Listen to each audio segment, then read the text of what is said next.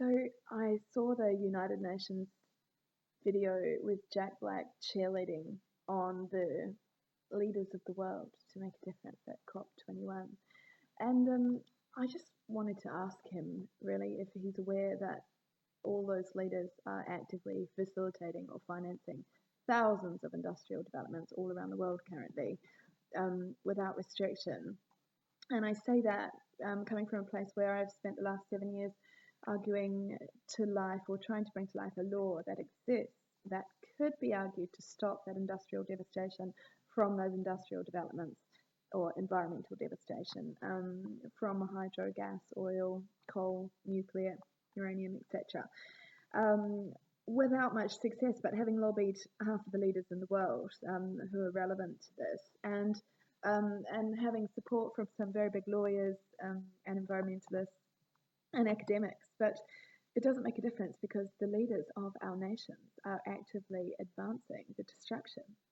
And so whether their PR/scientific arm of government attend COP21 and appear all very diplomatic and traumatised by what's happening with climate change or not, their economic arm is actively advancing the destruction for profit everywhere, all over the world.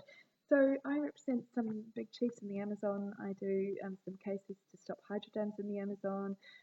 I wrote a case to the International Criminal Court to stop Shell drilling the Arctic against the directors of Shell. I recently wrote a climate change argument to stop the Australian leaders from killing the Great Barrier Reef with a whole lot of gas and coal mine developments.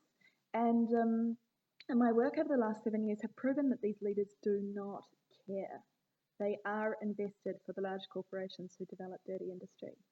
So I'm concerned that you've put yourself as the face of that United Nations campaign. United Nations, as my work has determined, being a facilitator for member states. So they are administrators, and whilst they give a platform for dialogue, and that's great, it's kind of like a misleading distraction because at the end of the day, the business arms of these governments continue to destroy and plan to destroy without limitation. In this agreement, what's really important to understand is they make promises which have no legal ramifications if they are broken. So they make promises to do a few more wind farms and try a little bit more clean energy.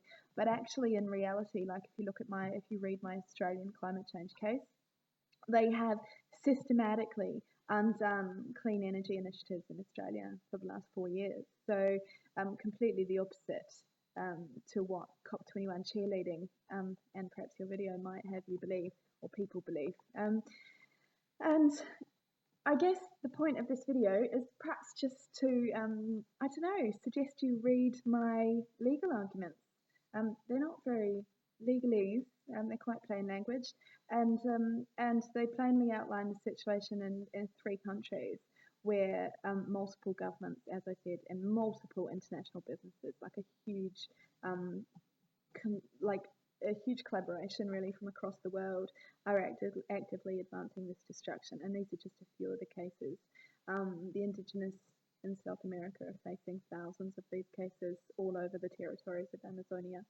So I don't know, I think your video is misleading, and I think that what you'll find is that the only outcome of COP21 is the first ever global tax and trade agreement in the world, which will lead to unipolar governance, where one entity or one group in the world is able to tax every individual in the world based on carbon, which cannot really be measured or quantified because it's a natural relationship with itself that's constantly changing that we don't fully yet understand. So it's a tool for gross tyranny for future generations that you're cheerleading.